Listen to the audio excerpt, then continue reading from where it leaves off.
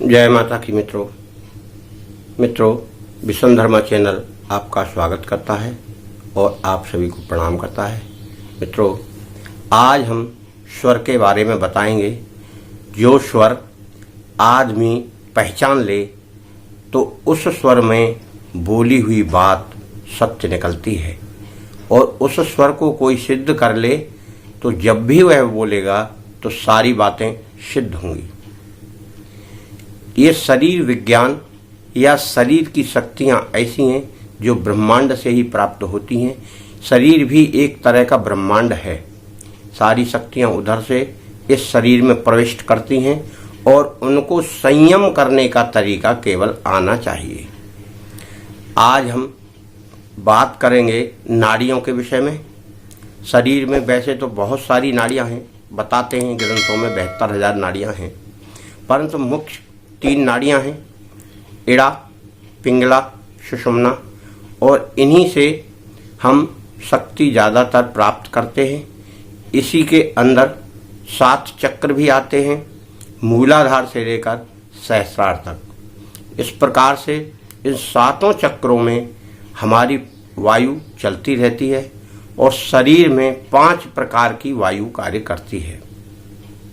उदान वायु, अपान वायु, प्राण वायु, व्यान वायु, समान वायु।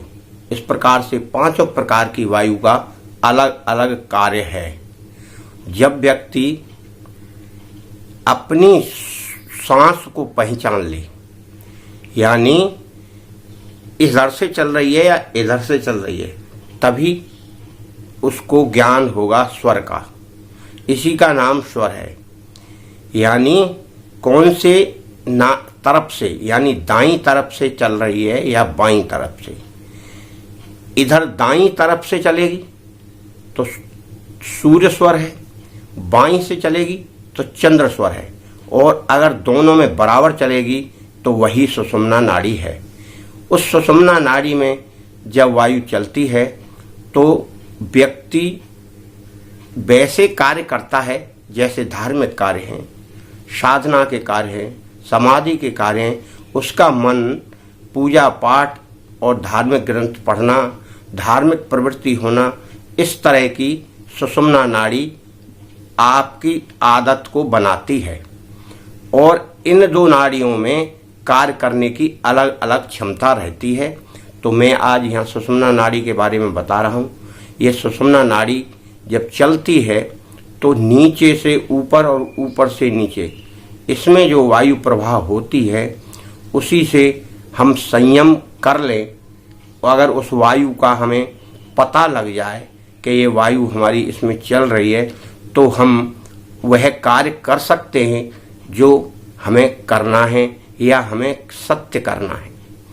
अब कई साधक लोग या सिद्ध महात्मा इस नाड़ी को पहचान कर उसमें संयम करते हैं और फिर उस नाड़ी को बराबर चलाने की प्रैक्टिस, अभ्यास करते हैं।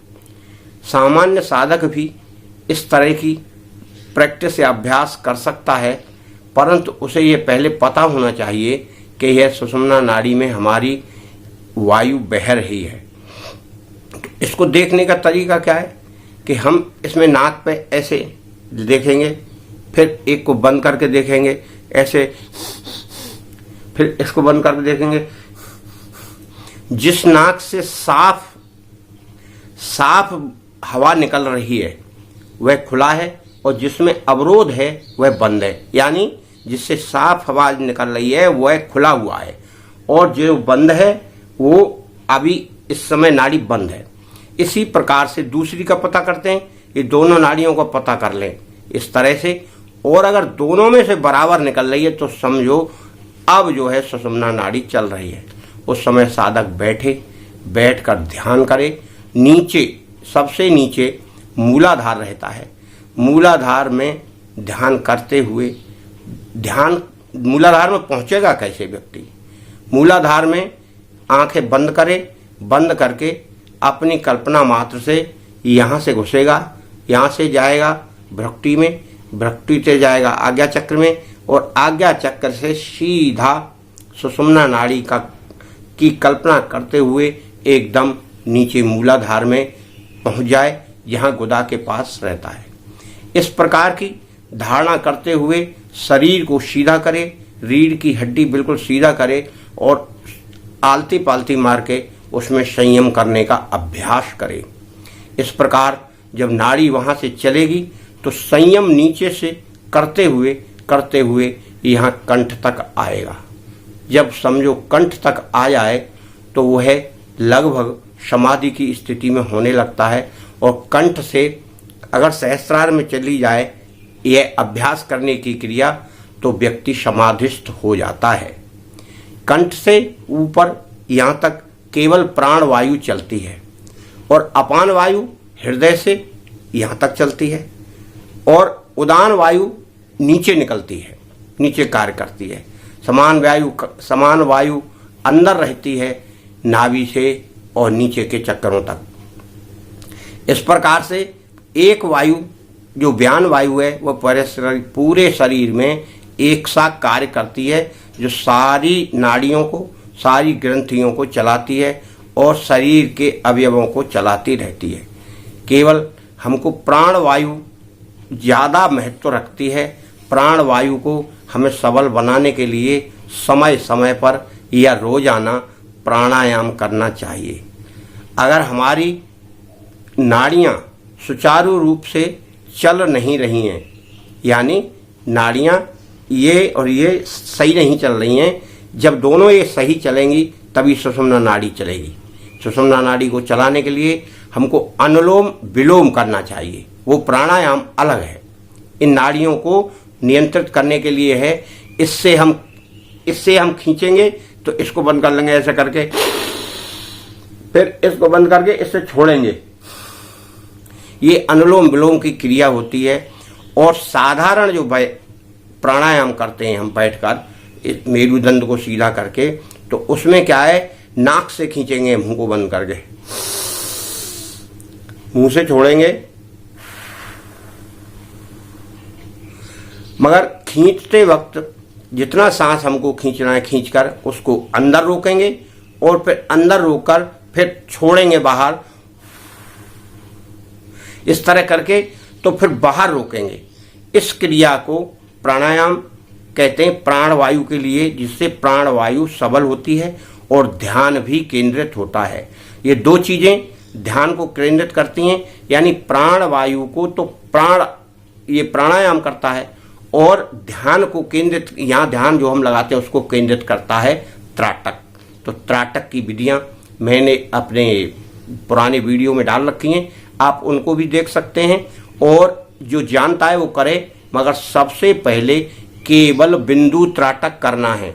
इससे पहले और कोई त्राटक ना करे, क्योंकि कई लोग दीपक त्राटक करना प्रारंभ कर देते हैं, वो नितांत आवश्यक नहीं है। वो बहुत बाद की क्रिया है, उसमें आंखों को नुकसान हो सकता है। तो मेरे साथ को वीडियो अच्छी लग रही हो तो इसको लाइक शेयर सब्सक्राइब करें और अपने मित्रों को भी बताएं। थोड़ा साधन आप करते रहेंगे तो आपके अभ्यास में आ जाएगा और आपके कंठ से और यहाँ तक की जो वायु है वह भी आपकी कंट्रोल होने लगेगी। केवल एकांत में बैठकर अभ्यास ही इसका उपाय है। कोई अगर कहे कि मैं सिखा दूं तो सिखा नहीं सकता या आपको बता नहीं सकता। जैसे मैं बता रहा हूं उसी प्रकार से इन वायु और इन साधनों और क्रियाओं के बारे में बताएगा। करना केवल आपको है। आप अभ्यास करें, समझ में ना आए तो मुझसे पूछ सकते हैं और आप अपने अभ्यास को जारी रखें, भ्रमित ना हो। अपनी परेशानी को देखकर क्रिया को छोड़े नहीं।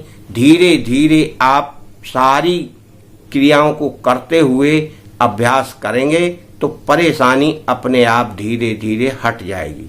मित्रों, बहुत अच्छी क्रिया है, केवल आपको समझने की जरूरत है। मगर सुषुम्ना नाड़ी का अभ्यास आप कर लें, क्या सुषुम्ना नाड़ी हमारी चल रही है, और पहचान लें और आसन पर बैठ जाएं, तब आप कोई भी बात बोलेंगे तो वह पूर्णतः सत्य होगी। ये मेरा नहीं, ये ग्रंथों का प्रमाण है। आप उसका अभ्यास कर लें। जय माता की मित्रों, माता आपकी रक्षा करे, गुरुदेव आपकी रक्षा करें। आपको कोटि कोटि धन्यवाद।